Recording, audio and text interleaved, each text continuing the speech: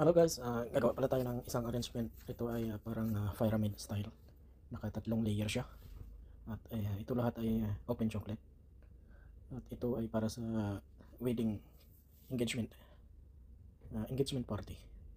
So dahil ito ay order ng customer, nagawa natin ng paraan.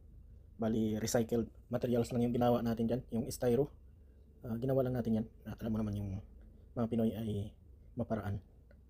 So nagawa natin ng paraan para magiging tatlong layer siya.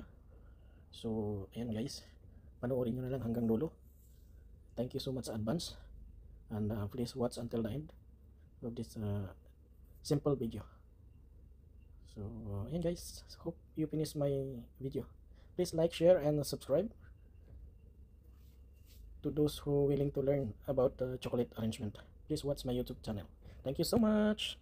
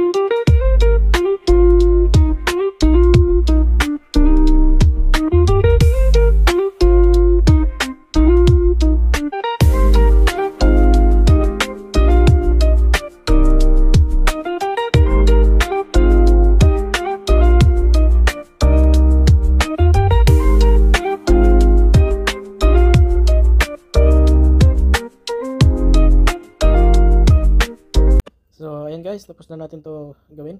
Yan ang kanyang nagiging resulta. So ito na siya. Ayan. Bali dalawa pala yung nagawa natin dyan. Bali yung nauna ay hindi natin nakuhanan ng video. At dito na lang tayo nagkuha ng video sa pangalawa.